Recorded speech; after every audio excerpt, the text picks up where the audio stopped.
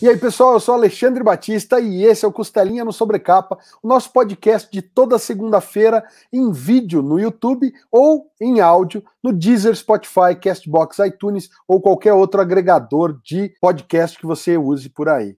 Antes de mais nada, tem sempre aquele recadinho. Aproveita e já dá aquele like no vídeo, se inscreve no canal se não for inscrito e clica no sininho para ativar as notificações. Você pode personalizar o seu conteúdo entre todas, algumas e nenhuma notificação.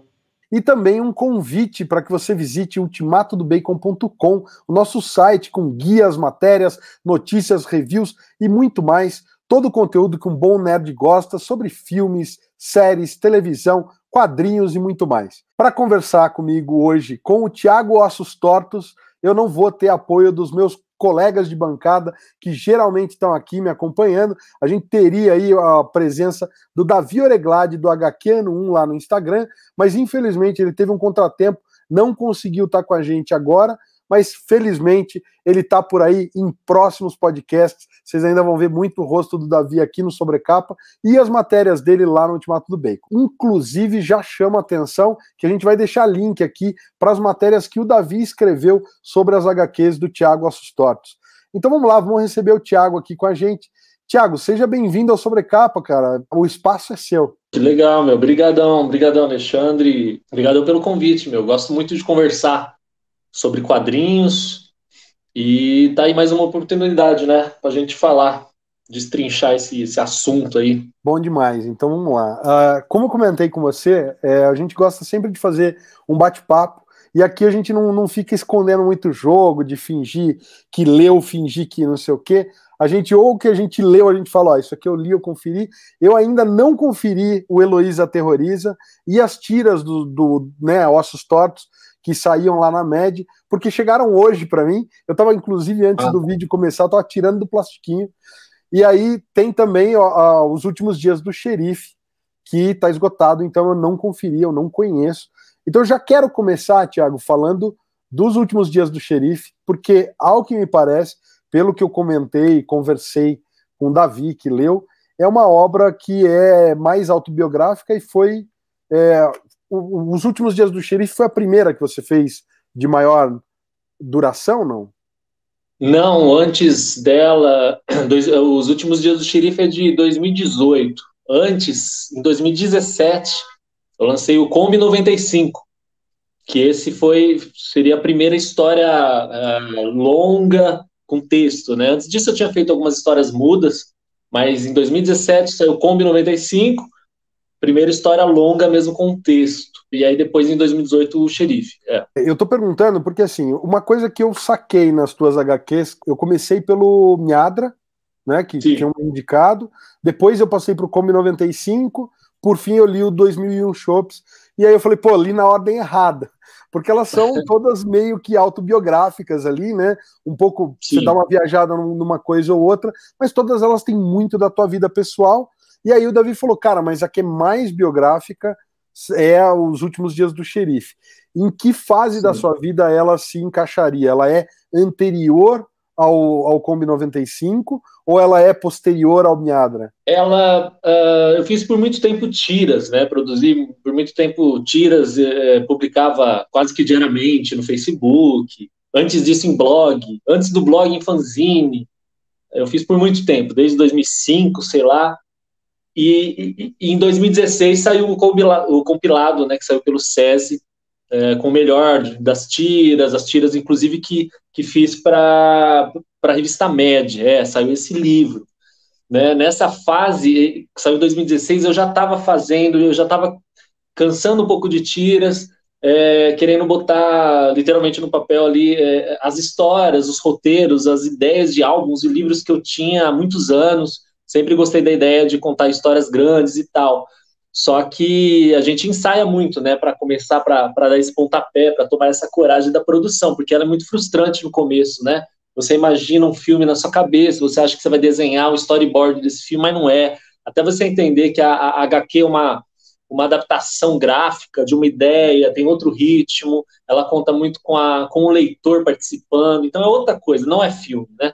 Enfim, Então, há muito tempo eu estava já a fim de fazer história maior e tal, ensaiei com a história muda e bababá, e aí nessas histórias mudas eu estava testando narrativa, mas não tinha uma conexão, aí rolou o edital, né, o edital que tem no estado de São Paulo, o PROAC, e aí eu falei, pô, tá aí, é uma desculpa para pegar uma porra de uma história longa e realmente fazer, para mostrar, para tentar pegar esse edital, e aí nisso que eu fiz o Kombi, que me forçou a realmente desenvolver os personagens, o cenário, blá, blá, blá, blá, blá, blá. Até aí eu botei muita coisa pessoal, porque anos 90 eu vivi nessa época, e foi muito divertido de fazer e tal. Isso eu lancei em 2017, né? Pelo selo Plot, né? Com o editor, meu amigo Felipe Castilho. E aí em 2000, e nesse ano que estava rolando, um pouco antes de sair o livro em si, aconteceu o lance com meu pai, né? De eu perder o meu pai e tal. Então eu estava no meio do processo ali de lançar o Kombi, mas aí aconteceu isso com ele e aí já me veio uma coisa de, meu, eu preciso botar isso também, eu preciso transformar isso em alguma coisa. Então, enquanto eu lançava o Kombi, eu comecei a meio que sintetizar, eu comecei a pescar o que eu tinha vivido há pouco tempo, que foi no mesmo ano, né? Então eu peguei tudo aquilo, aquela experiência. O assunto com meu pai sempre foi muito forte para mim, tanto é que no meu Facebook e tal, além das tiras, de vez em quando eu botava uma outra página que falava um pouco do meu passado, uma relação com ele e tal. Isso sempre foi muito forte. Então, isso foi um laboratório, umas tiras meio biográficas que eu fazia, que chamava Desentortando Ossos. Foi um laboratório, né? Beleza. Então, quando eu fui fazer o Xerife, esse assunto para mim sempre foi mais forte. Sempre que eu vejo filme de família, a relação com o pai sempre é conturbada e tal, e sempre foi muito tocante. Para mim, realmente foi muito forte. Então, me veio nesse período. Eu estava lançando meu primeiro álbum mesmo, de história longa, para uma editora, rolou lá na Bienal do Rio, fomos lá para o Rio lançar, ainda não tinha essa noção, já tinha lançado as tiras, cara, mas tiras, não, a galera, no meu caso, né, generalizando, mas não vendeu, não vendeu, né? Muitas tiras estavam na internet, estão na internet ainda, então não foi um grande sucesso de venda, e eu já estava cansado de tiras, já estava cansado mentalmente em produzir, em pensar, e eu estava indo para uns lados muito de trocadilho, sabe? Eu estava perdidão, estava cansado.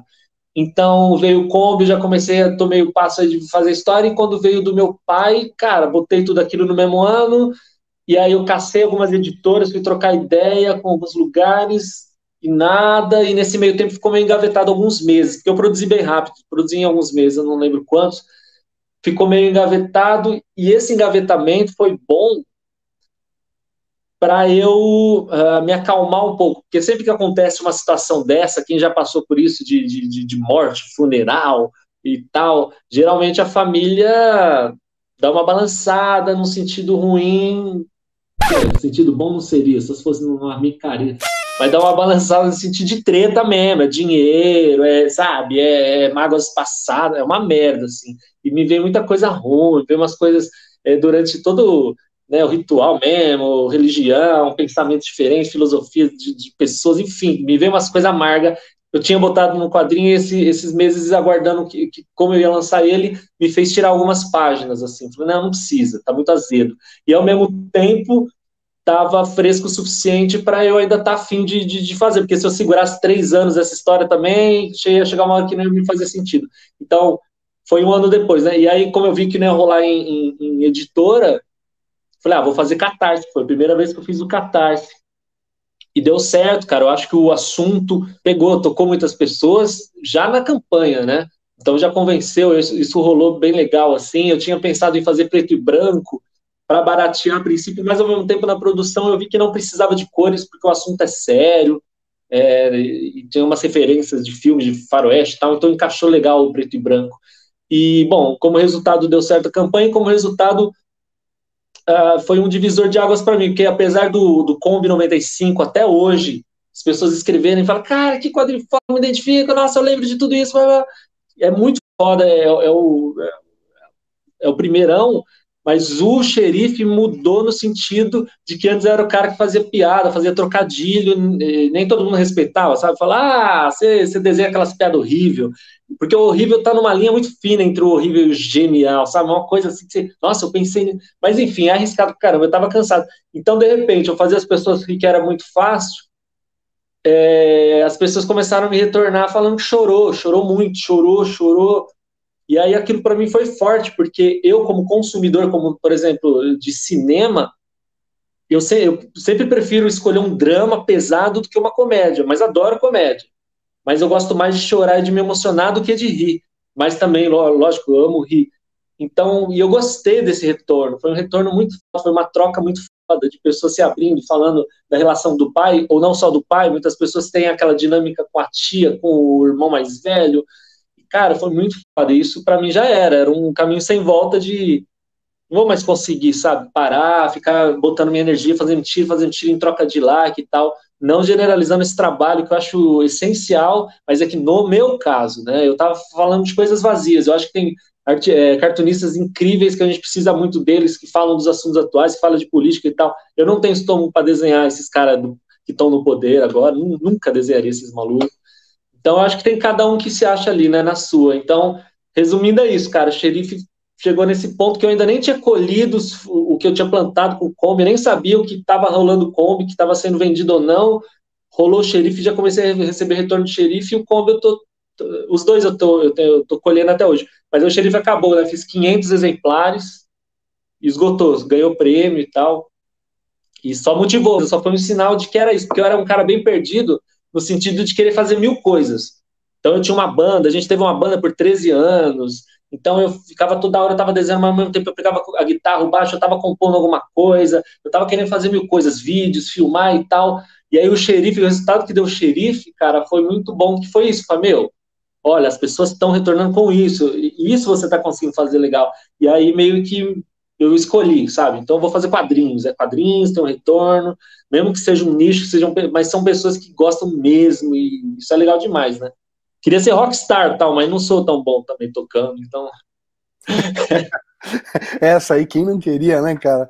Pô, a gente... Nossa geração, essa né? geração, essa geração, cara, que viveu anos 80 e 90, acho que era o sonho, Sim. né? Era o sonho. Falar assim, cara, eu queria ser que nem o Bruce Dickinson no primeiro Rock in Rio, né?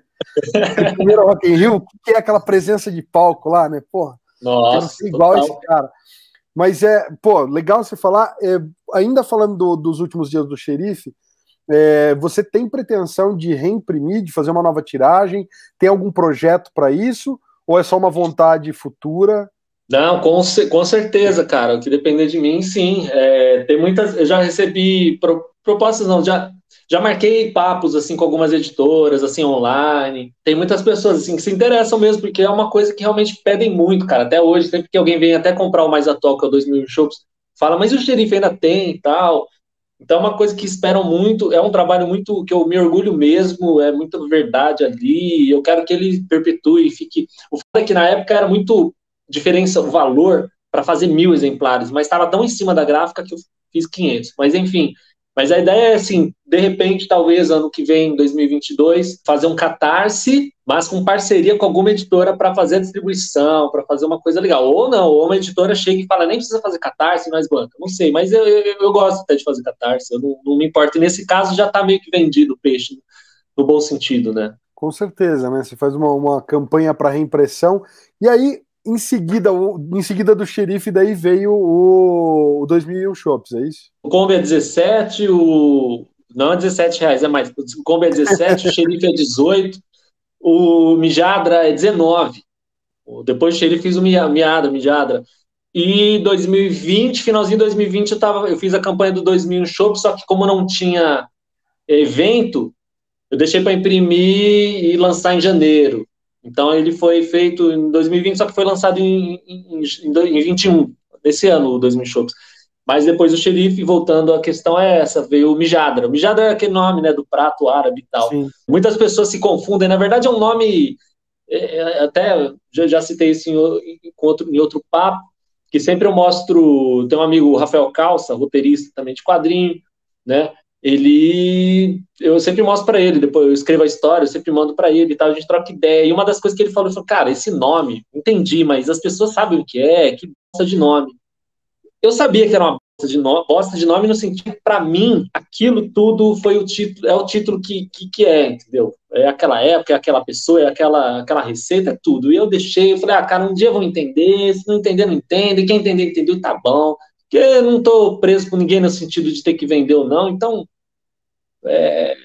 mais artístico nesse sentido, né?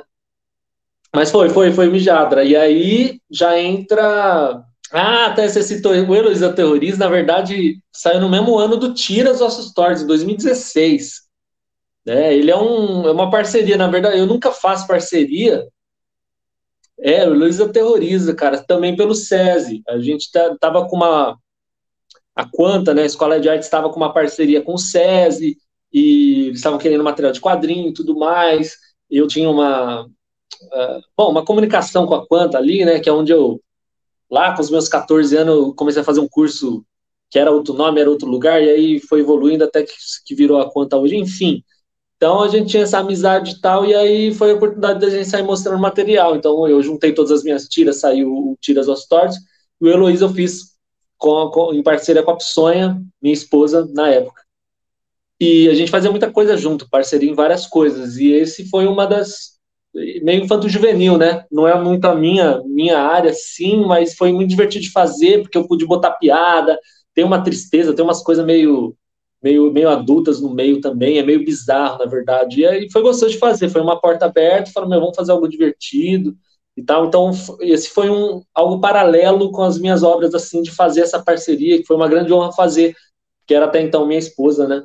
Então a gente aproveitou de pelo menos ter esse livro, além de outras parcerias, mas pelo menos esse oficialmente lançado por editora. Foi isso, 2016, antes de tudo, né? Antes do Kombi e tal.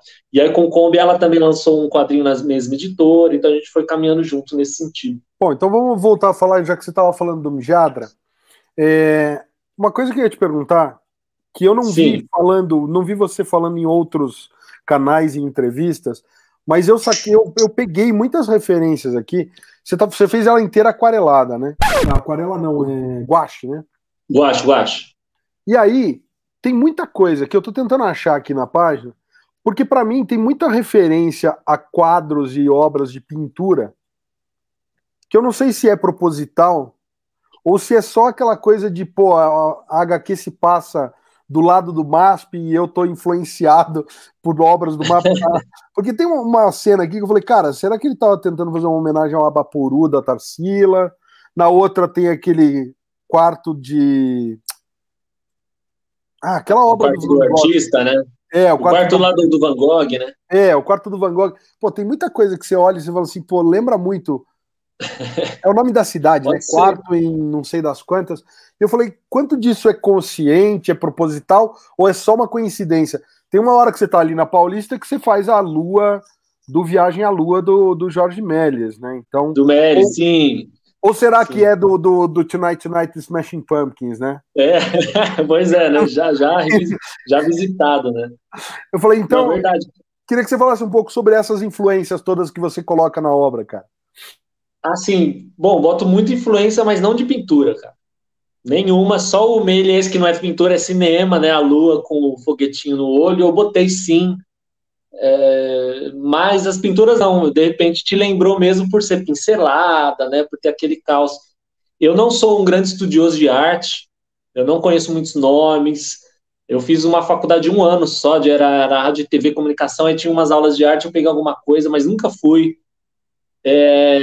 Nem sabia que eu ia pintar. Hoje em dia eu pinto à mão, né? Eu uso guache, eu faço retratos e tal, nunca imaginei. E na verdade, o Mijadra foi eu comecei a pintar. Na verdade, eu fui fazer esse quadrinho em 2019, tinha rolado o Xerife, ainda não tinha ganho o prêmio, mas já tinha vendido bastante, estava tendo retorno. Eu falei, beleza, vamos aproveitar esse embalo, esse ano é outro quadrinho. E sempre que eu vou fazer alguma coisa, eu penso no que eu tô afim de fazer. Sabe, não é um tipo, o que seria comercial, nunca penso, é o que eu tô a fim de contar. Eu tava passando por umas coisas pessoais tal que me fazia refletir sobre a minha idade, sobre alguns apegos que eu tinha de umas épocas e tal. Bom, mas já volto para essa ideia, mas falando da técnica, eu me dei... Foi na loucura, assim, de falar, vou fazer algo diferente. Ele foi preto e branco, e aí eu tava pintando uns guaches, fazendo umas coisinhas, eu falei, vai ser no guache. Sei lá, pelo menos eu aprendo guache, e saí fazendo no guache. E foi um ato de coragem, fazer guache em cima do craft, e eu aprendi demais, e isso me deu a segurança que me levou a ir pra rua, fazer retrato que eu faço hoje, porque eu tava mexendo em guache. Então eu gosto de sempre experimentar. E, enfim, voltando para a ideia, era isso, tava passando por umas coisas, né, depois já dos 30 anos, tem alguns pontos da cidade de São Paulo que eu tenho um certo apego, que me lembram de épocas. Eu estava meio preso a uma época, assim, a primeira época que eu vivi em São Paulo, né, no começo dos anos 2000, e aí o prédio lá onde eu alugava o quarto, eu sempre que eu ia lá no MASP, eu olhava com uma certa nostalgia, olha ali, blá, blá, blá. Eu estava meio cansado desse apego, e ao mesmo tempo eu estava tendo umas crises assim em casa que me fazia pensar em largar tudo, vou começar de novo, eu vou alugar o quartinho onde eu aluguei, vou começar de novo, agora vai ser diferente. E é uma bobagem, né, porque as coisas mudaram e tal, inclusive na vida real o Azani, que chamava Aziz, morreu em 2016. Um dia eu fui lá visitar ele do nada, o cara falou, não, já morreu. Eu falei, cara, demorou para eu vir visitar, sacanagem. Mas enfim, então eu tava passando por umas coisas pessoais que me dava essa ideia, eu falei, porra, eu gostaria de ver um filme sobre isso, sabe? E assim, essa sinopse. O cara com uma crise em casa, de casamento, tá se divorciando, e ele vai voltar a alugar o quartinho que ele alugava, só que os tempos mudaram, e ele é um ex-VJ da MTV, hoje em dia a MTV, quem quer MTV, o que é VJ, ninguém mais lembra. Então é essa sensação de que um dia o cara teve uma importância, um dia os sonhos deles eram fortes, um dia isso passou, beleza, por mais que ele tenha conseguido algumas coisas, estão cagando, o mundo andou, e é isso aí, cara. E tem um moleque que é youtuber, que é mais famoso que você, e aí vem essa coisa da nossa sombra, essa coisa que a gente sente que é escroto, sei lá, uma inveja, né? Alguém que tá ali no comecinho, você, nossa, essas oportunidades, você quer pegar, você ficar de olho na mulher, né? Então, foi uma forma, assim, de trabalhar com a sombra, de botar essas coisas para fora, de tratar esse assunto também do recomeço. É isso, assim, eu acho que serve como... Eu acho que no Xerife eu experimentei uma coisa muito boa de... Uma ilusão, na verdade, né? Por exemplo, eu vou fazer um quadrinho sobre a perda do meu pai e tal. Me deu uma ilusão de que não foi em vão. Tipo, não, o cara não morreu em vão, olha, pelo menos tem um livro que fala dele e ninguém vai esquecer. Uma bobagem, né? Algumas pessoas vão pensar, mas não conheceram ele, mas beleza. Vai ficar na cabeça de algumas pessoas. Então é mais essa sensação de fechar uma fase e tal. E aí com o Mijadra também consegui botar para fora, aquela época lá, morando com a Aziz, não sei o quê, fechei num quadrinho e agora eu posso deixar isso para trás. E aí, é meio que backups, assim, se for ver. Né? Agora, voltando às referências, não tem pintura, porque eu não sou estudioso de pintura, mas tem muita música, né? Tem muita música de bandas de São Paulo e tal. E, bom, e a própria cidade. E a MTV, que eu botei os VJs e tal. E diferente do Kombi, todas as referências que eu boto lá, eu olhei fotinho no Google, né? No Kombi, eu não fiz pesquisa, eu simplesmente fui lembrando do que realmente eu vivi, fiz uma lista do que precisava ter. Falei, nossa, Fantástico Mundo de Bob, a Gloob Gloob, tipo, eu vivi isso, então vai ter tudo lá. E aí o que eu fiz foi no Google pegar umas fotinhas para fazer um desenho bonitinho, igualzinho. No Mijadra, não, eu peguei de cabeça uns VJ, uns programas da MTV que eu lembrava e desenhei de cabeça para ser uma coisa mais simbólica. Eu não queria ficar preso à foto do Cazé. Então, o Cazé era um cara careca com óculos meio futurista. A Sabrina, tinha Sabrina. A mina do Beija-Sapo, a Cicarelli, era uma loira, o zóio verde. Então ela nem parece, é um boneco esquisitaço que é simbolicamente a Cicarelli. Então foi isso, assim, essa foi a diferença. Então tem referência da MTV, muita, e música, e a cidade de São Paulo, né, os pedaços ali que eu vivi, eu vivo, e, enfim, isso foi gostoso de fazer. Eu acho muito interessante, Thiago, porque assim, óbvio que dá para ver que tem muita coisa pessoal, mas quando você mexe com essa coisa de resgatar o passado e tudo mais, você está mexendo com uma coisa que é universal, né? Então, e você traz, especialmente para quem leu todas as tuas obras ali, ou pelo menos não li todas, mas estou em fase, estou cumprindo aqui a minha lição de casa. A gente vê muito essa coisa da jornada do cara. Quer dizer, você morava em São Paulo, foi para o interior e voltou para São Paulo. Eu sou do interior de São Paulo e fui estudar em São Paulo, né? Na capital. Então, cara, a hora que eu pego isso daqui, fala tão alto em uma série de níveis, e aí a gente projeta, né? A gente projeta, porque tanto que essa coisa das referências, eu falei, pô, legal. Vi uma aqui e falei, tá, ele deve ter pegado a Tarsila do Amaral de referência. Aí vejo outro e falo, pô, isso aqui parece o quadro do quarto do Van Gogh e tal. Aí você vê nessa cena aqui, tem um vaso com girassol, você fala, pô, Van Gogh de novo, né? O vaso com girassóis, caramba. Porque eu fiz mestrado em Estética e História da Arte.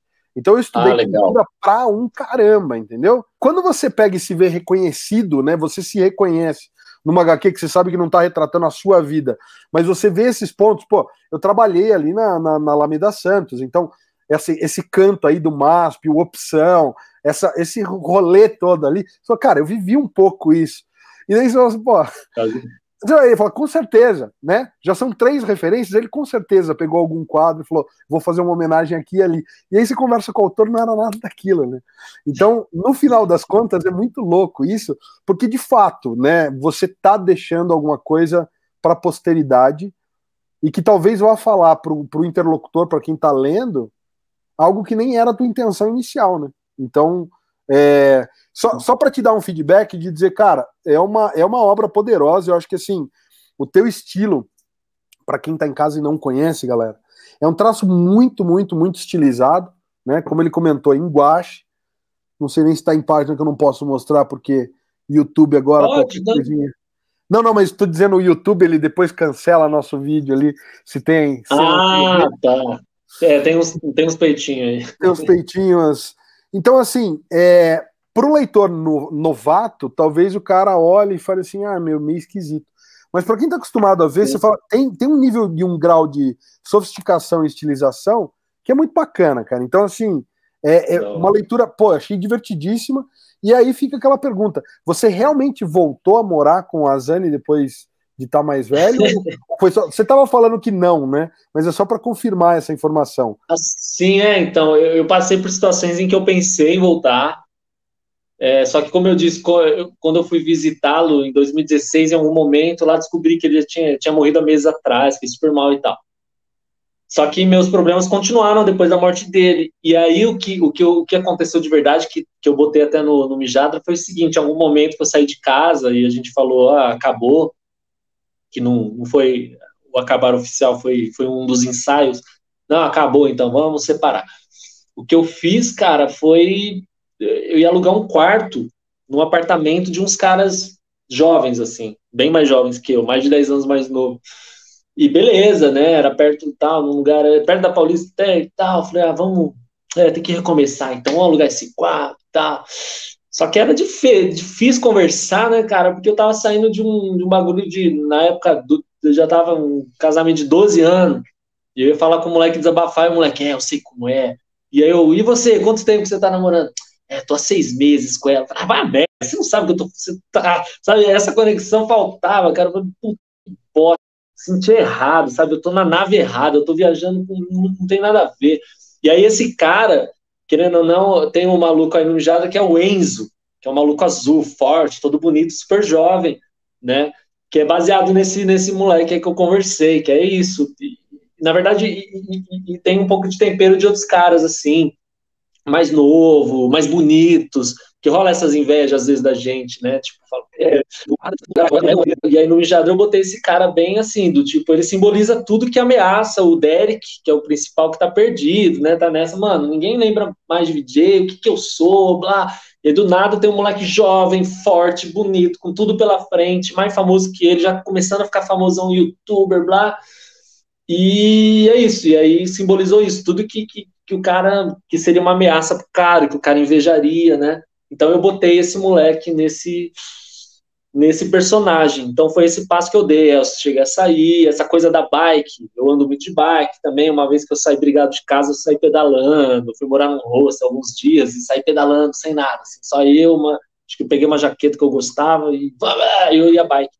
E aí eu fui botando essas coisas. E o legal quando você constrói um personagem, que você muda o nome, muda a aparência, você tem uma liberdade até de botar umas coisas que não são tão suas, porque é uma liberdade poética, né? Agora, quando você se desenha, como eu já fiz, em 2 livros, aí você está assumindo, tipo, esse sou eu, né? Apesar do outro, eu assumo toda a sombra que tem ali, tem aqui também. Eu acho que isso que é interessante. Eu gosto disso, se eu estou consumindo alguma coisa, de saber que tem do cara ali. Tipo o Bukowski, que eu adoro, o Charles Bukowski, que o personagem dele, até quando ele assina como Henry Chinaski, é ele, né? E aí você vê quando tem o cara ali mesmo, era ele ali no bar, era ele ali batendo a cabeça, sei lá, fica mais interessante, né, por assim dizer. Cara, vamos voltar então e falar um pouco do Kombi. Você comentou que foi editado pelo Felipe Castilhos, inclusive quem está em casa tem link aí, a gente fez uma entrevista Castilhos está fazendo o roteiro do Templo das Sombras lá pro Rafael Bittencourt, com arte do Ale Santos e tal. Então, Isso. só para deixar o link aí. E aí, assim, começa de cara, né? Eu acho genial a capa. Quem viveu nos anos 90 e era... Eu tinha que trazer aqui o CDzinho do Green Day, porque olha só que homenagem sensacional. Essa daqui é homenagem, essa daqui você não vai dizer que não é. Total, sem querer, né? Ficou parecido, não, essa é em cima mesmo, né? Ficou linda essa capa, eu acho genial. Simboliza bem, né?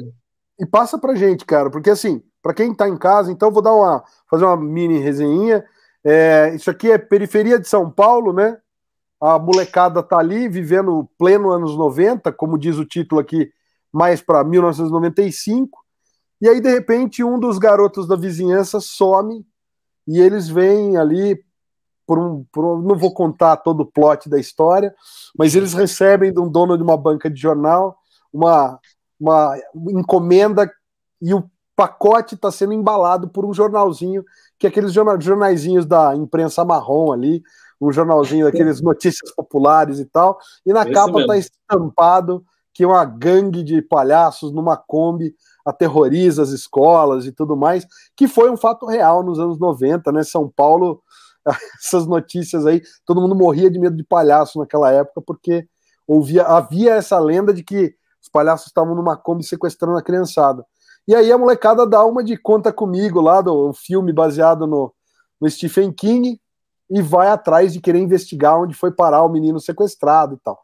Então, enfim, só dando um preâmbulo da HQ, porque você põe tudo quanto é referência e mais um pouco do que foi viver essa fase de final dos anos 80, começo dos anos 90, tem desde Deep Link até bandas que estavam começando ali. Cara, isso aqui é minha vida escrita e de muita, muita gente que eu conheço. Então, fala um pouco pra gente, nossos tortas. Não, pô, foi mó tesão fazer isso, porque eu achei que cabia, era proposta, né? Na verdade, como eu disse, eu fiz lá pensando no edital.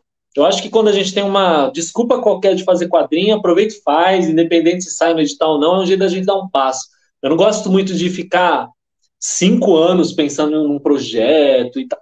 Sabe, eu tenho uma ideia, beleza, onde a gente pode jogar ela, o edital, né? O edital, pra quem não sabe, é um concurso. Você vai tentar ali o apoio do governo, né? Você pega uma verba e tal. E o Kombi ficou ali como o primeiro suplente, cara. Se alguém não conseguisse algum documento, ou se um outro autor que tivesse como suplente matasse, ia passar no lugar e ia conseguir o dinheiro.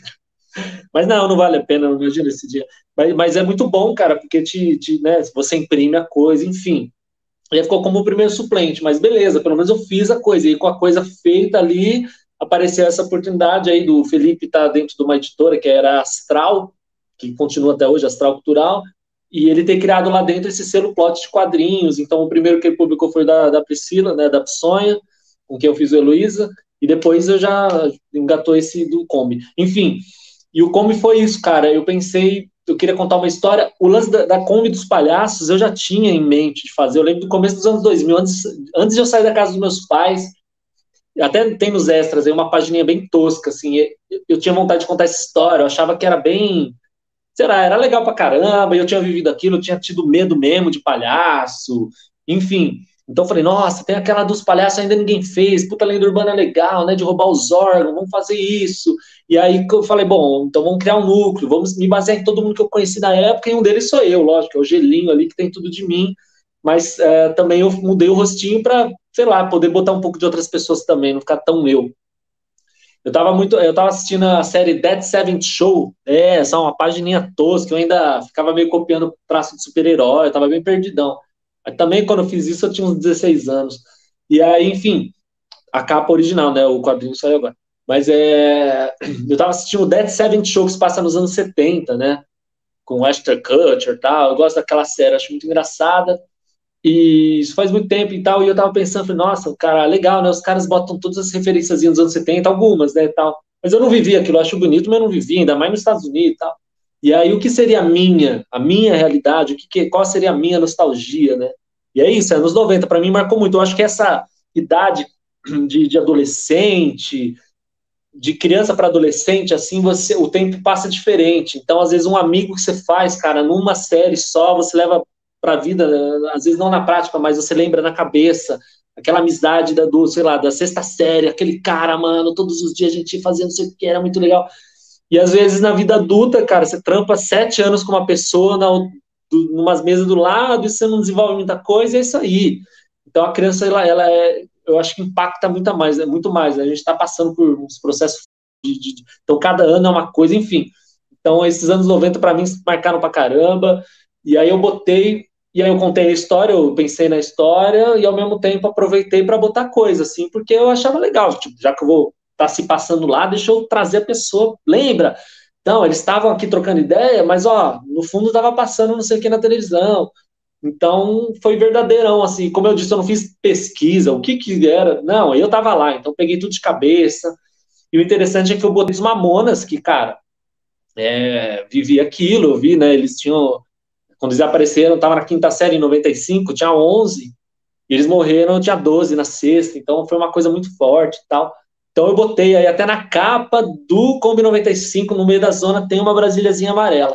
E dentro tem falando dos Mamonas, tem eles nos programas de televisão e tal. E agora, nesse momento, é a Brasília Amarela. E nesse momento eu tô produzindo a quadrinho, né, oficial dos Mamonas Assassinas. Então o Kombi fez uma ponte assim que, enfim, mas depois a gente fala dele. Mas como foi isso, cara? Foi botar essas referências, focando na história. Eu acho também interessante, é legal você falou do Conta Comigo, ou Conte Comigo, eu não sei se é Conta ou Conte, né? O filme que eu acho que a maioria das pessoas já assistiu na Globo, que é baseado, né, no livro de Stephen King, em que os 4 amigos lá, um deles o River Phoenix, que morreu na frente da boate do Johnny Depp, as referências que a gente tem. O irmão do Joaquim Fênix, o loirinho e tal, bonitinho lá. 4 caras, é isso, os moleques tá na linha do trem e tal. E eu acho foda, conversando com alguém que me perguntou isso, sobre a inocência do Kombi, ao mesmo tempo as coisas pesadas que tem no Kombi, né? Foi o papo com café e com diplomacia. Ele me perguntou isso, tipo, nossa, cara, mas o Kombi no final tem umas coisas pesadas, tem droga e tal. E eu acho interessante isso, cara, como um consumidor, como um espectador de livro, de filme, enfim, eu gosto dessa realidade. Então, tem esse lado infanto-juvenil, que os moleques são novos, são ingênuos e tal, essas aventurinhas, mas eles moram num lugar podre, mas que tem a realidade, né? Tem a pobreza, tem as drogas. Em todo lugar tem a droga, lógico. Mas eu digo, eu presenciei isso, eu morava num bairro chamado Jardim Guapituba, lá em Mauá. É até uma estação de trem, uma depois do Guapituba, antes de Ribeirão Pires.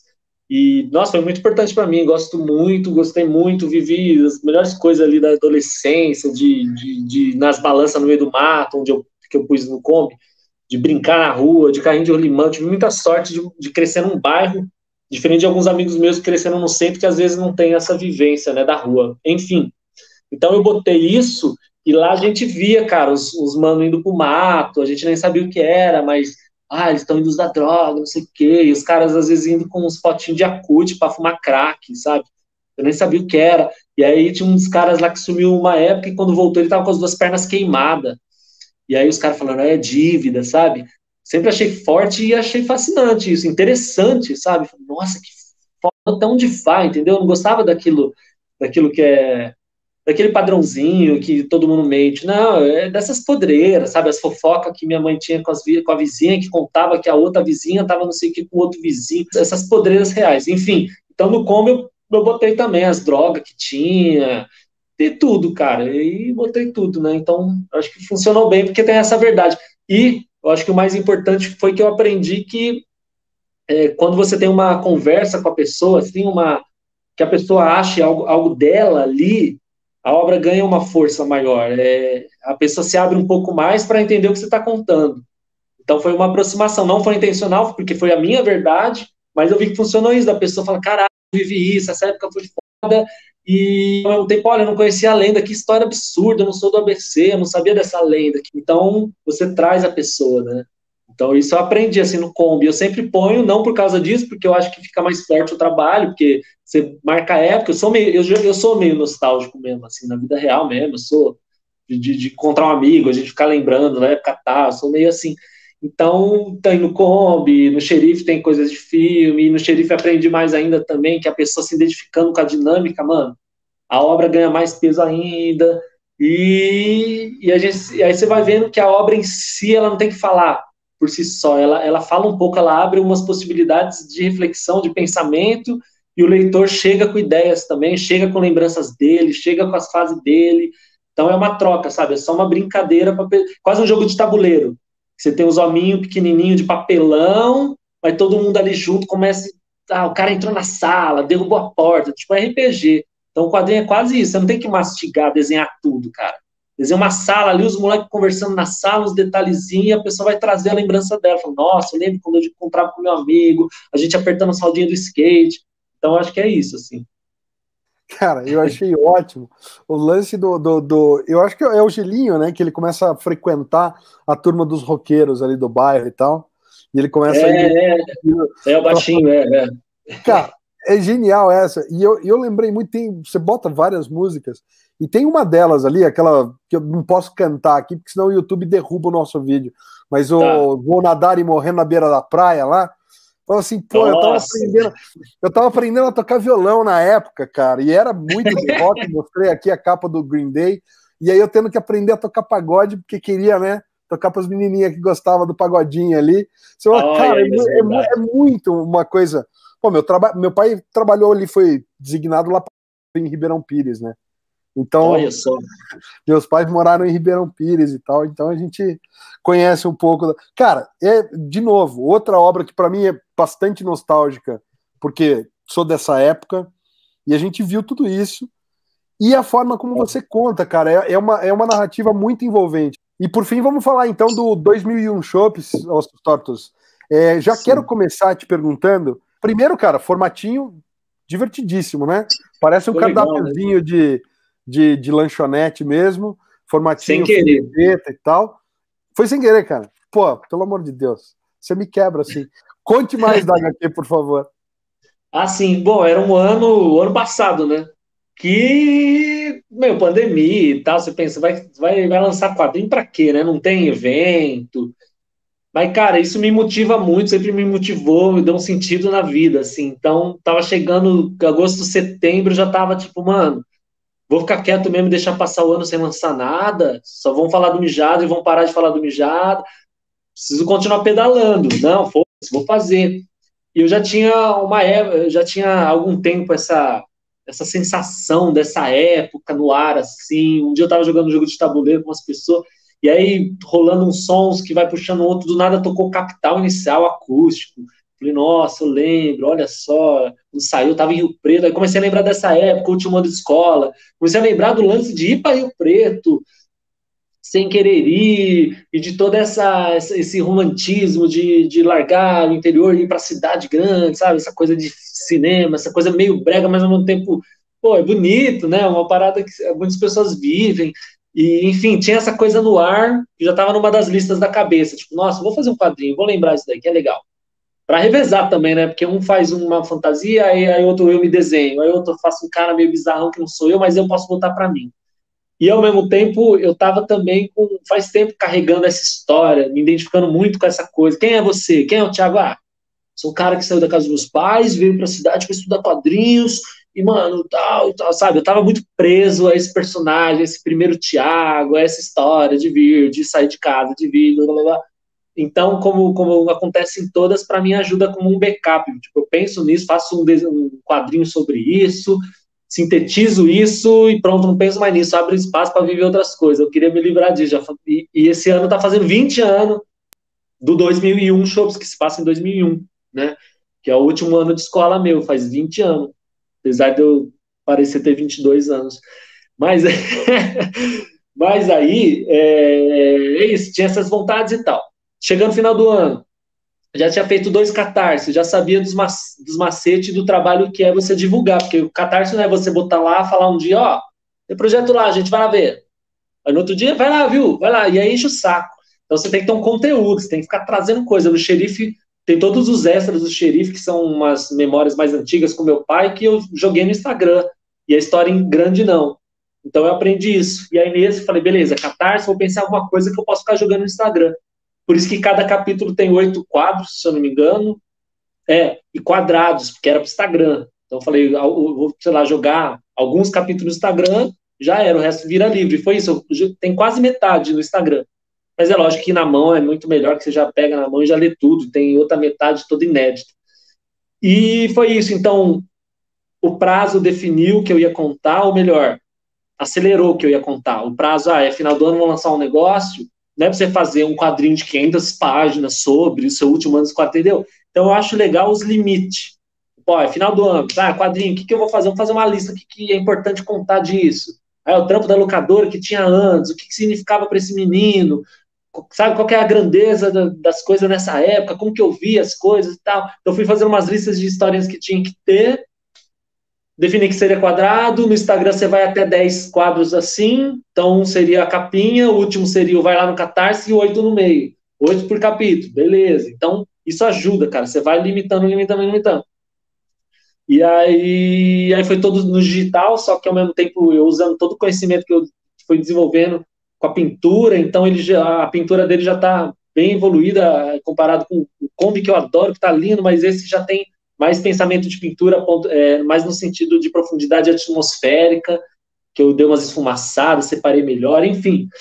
Então, e eu homenageei um amigo lá, ele passa, homenageei, na verdade ele faz parte, né, dessa história, então eu coloquei esse amigo, como tudo que eu coloquei eu queria ser verdadeiro, não queria tirar ninguém, então botei todo mundo. Era uma história sobre sonhar, de voltar para São Paulo fazer quadrinho, e acabou virando uma história também sobre amizade, porque durante a história eu fui percebendo quão importantes são as amizades, tipo, para um moleque que não conhece ninguém, vai para o interior, e aí pelo menos um amigo que ele consegue fazer, pelo menos o cara é igual a ele, é nerd, também tinha morado em São Paulo, e enfim. Então, como foi importante para esse menino passar, pelo menos com alguém que ele tinha esse contato, e depois eu falo de vir para cá, e o cara que já era meu amigo antes, enfim, acabou virando sobre amizade também. E algo interessante de falar sobre isso é que às vezes você vê um filme, uma obra, alguma coisa sobre que cita alguém, você imagina que o autor tem, você fala, nossa, ele está homenageando, né, essa pessoa. A pessoa é importante, todas as pessoas são que passam, né, pela nossa vida, mas mesmo, não é o caso, mas mesmo se você está, às vezes eu penso no caso, se você está brigado com alguém, se você não fala mais com alguma pessoa e você quer contar uma história, você vai ficar com uma raiva do tipo, não vou pôr essa pessoa. Mas, cara, ela fez parte da sua vida, você não entendeu? Ela fez parte, você tem que contar, né? Não é o caso, né? Não é o caso do meu amigo que está no quadrinho, que a gente mantém mesmo a distância, a gente sabe que somos amigos e ponto. Mas é isso, assim, tem essa citação de coisas que vão acontecendo porque aconteceram. Tiago, bacana demais, cara. Eu quero aproveitar e fazer uma pergunta que a gente sempre faz para os convidados que vêm aqui, porque a gente falou basicamente de todas as obras que estão aí publicadas, né? E para quem não te conhece, qual delas você indicaria como, sei lá, qual delas é a primeira, é a porta de entrada para um leitor que nunca leu nada do Tiago, não lia tuas tiras na média? Qual delas você falou assim, pô, pega essa daqui para ler, e aí a partir dela você conhece o restante do meu trabalho? Cara, eu acho que uma muito pessoal é o 2000 Chopps mesmo, que na verdade, eu já me apresento ali, né? Eu conto ali qual foi meu caminho, por que eu quis estudar quadrinhos, de repente é uma, né? Fora que é uma independente que você vai comprar comigo no Instagram. Então você vai estar já apoiando o artista. Eu acho ou essa, que é a mais recente, ou a primeirona que eu julgo ser a oficial. Ou essa, ó, e vai assim, assinadinha, bonitinha, né? Ou a primeirona, que seria a oficial, que seria a Kombi 95. Dê preferência às comic bookshops, lógico. Vê se tem Kombi 95 na bookshop, comic, na loja de gibi que você conhece. Dê preferência, que é o jeito da gente sustentar, né? A Amazon não precisa. Mas, enfim, eu acho que é uma boa. Lá no Kombi tem toda a minha apresentação como narrador mesmo, de composição de página, minha narrativa, os cortes e a composição mesmo de página e tal, que é o meu forte, que eu gosto muito de fazer, que, enfim, né? Já no Chopps é mais simples, é mais resumido. O Chopps são quadros, todas as páginas são dois quadros, dois quadros. O Chopps é interessante para você conhecer o autor, mas o Kombi é interessante para você conhecer o estilo do autor. Então vai pelo Kombi, não vou a princípio, ganhar nada, mas eu vou ganhar um leitor, um amigo que não tem preço. E a grande pergunta é, você ainda consegue carregar copo de chopp com 3 dedos? Sim, não, isso a gente aprende uma vez e fica pra vida. Eu vou carregar aqui, não é chopp, é vinho. Bom demais, cara. Bom Você tá demais. de noite? Não, não tá de noite. Vocês marcaram isso o quê? 3:30 da tarde. Eu falei, cara, pode ser de noite? Não, 3:30. Você dá entrevista, conversar, você bebe um negócio. Beber 3:30 é complicado, mas beleza, a gente bebe, depois a gente recupera. Ó, que E aí você beleza. vai assim, cara. E lá eram uns copos maior que com chopp até em cima, né? É bonito, hein? É bonito de ver isso daí. É legal de ver, é simples, cara, é besta. É que ninguém tentou, mas quando tentar, você fala, puta, é possível, qualquer um faz. Muito da hora, muito da hora. E aí, por último, a última pergunta, Thiago, é e os novos projetos? O que tem, o que vem por aí, além, obviamente, da adaptação oficial da biografia dos Mamonas? Vem mais alguma coisa por aí no futuro? Fala um pouco desses projetos todos. Ah, legal. Bom, a gente está gravando isso, né, agora em agosto de 2021. Esse ano, até em novembro, sai o HQ, né, oficial dos Mamonas Assassinas, que não conta a história da banda, conta a história, na verdade, eu fui incumbido aí de criar um roteiro, uma história em que participem todos os personagens de todas as músicas, assim, em uma história só. Então é ligar, tem citações, né?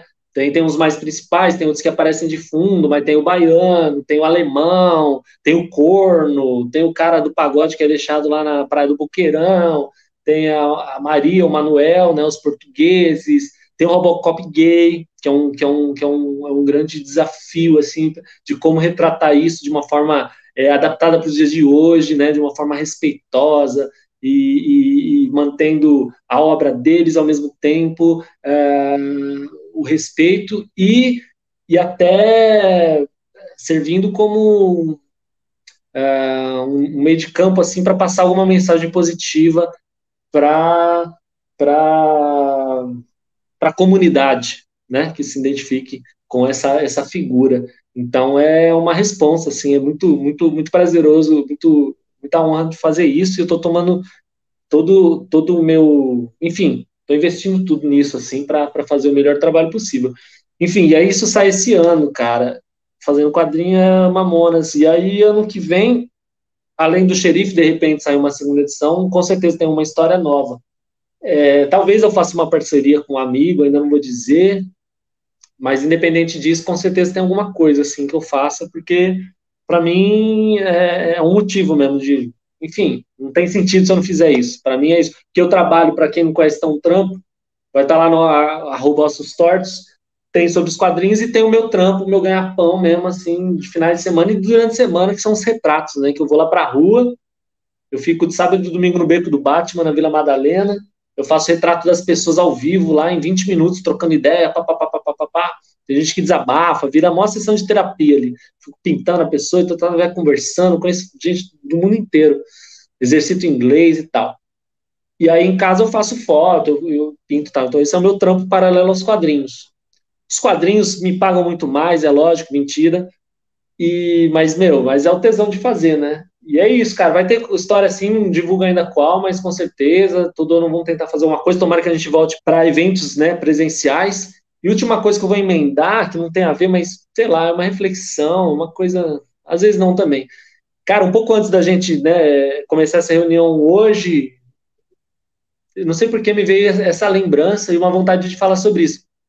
E aí você tá com essa camiseta do AC/DC, cara, que é muito, que tem tudo a ver com o que eu tinha pensado antes. Eu nem sabia que ia falar sobre isso, mas me veio, enfim.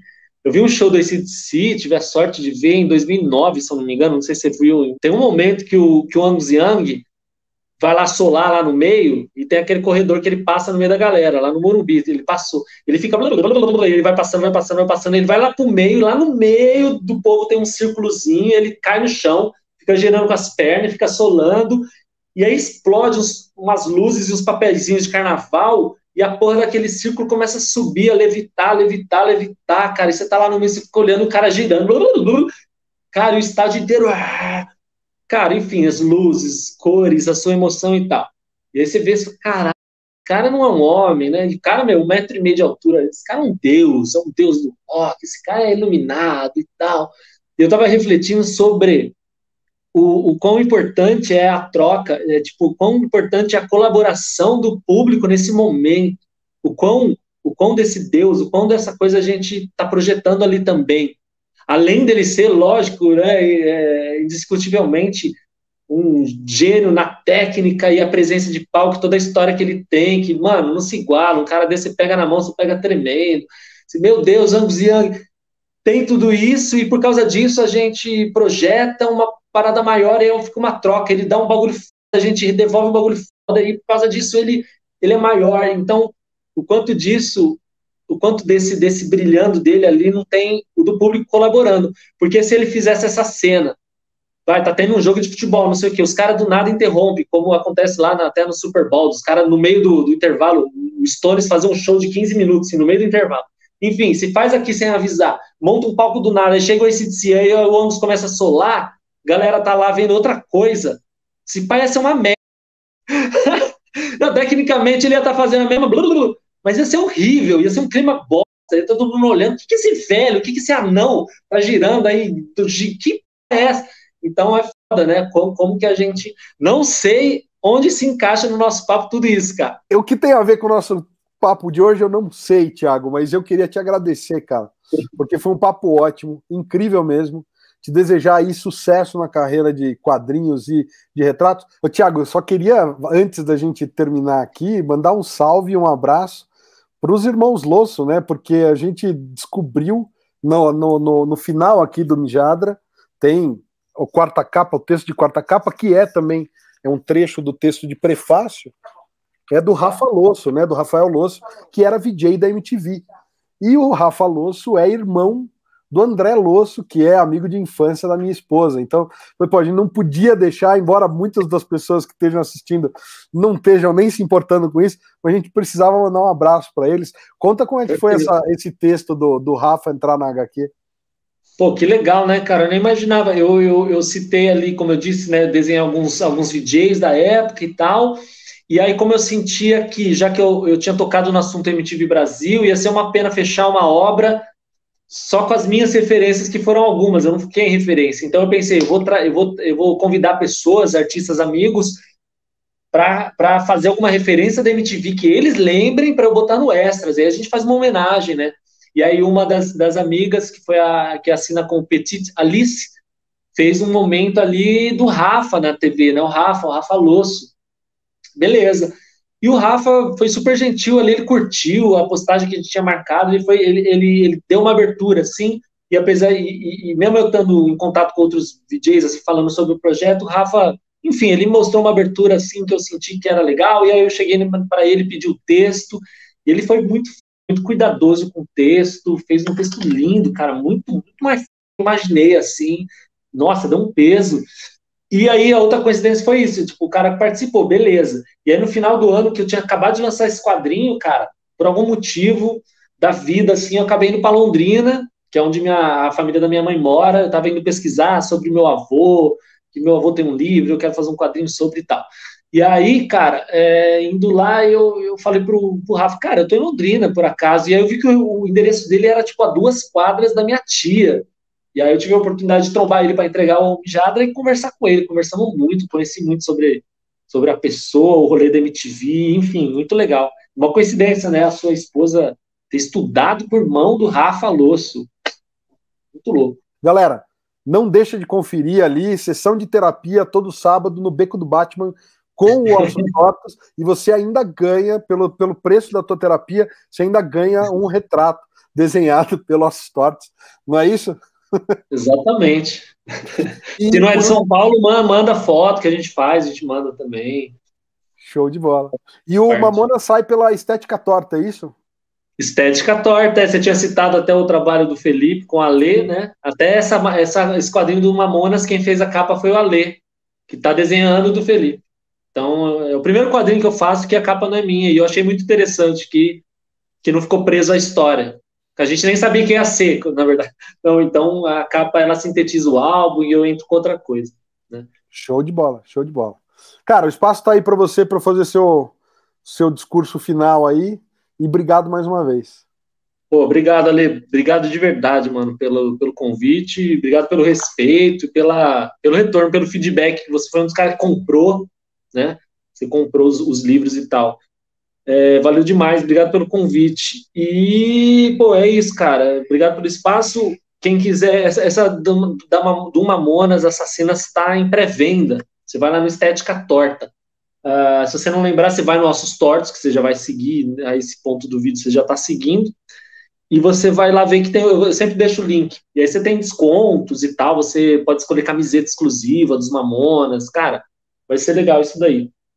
Basicamente é isso. Então, quiser apoiar o cara independente, você compra, se você não tiver nenhum livro, compra comigo mesmo. Eu tenho 2 mil chopes e o Mijada. Se não for comigo, estiver passeando pela rua, passa numa loja de quadrinhos e compra. Aqui em São Paulo tem muitas lojas.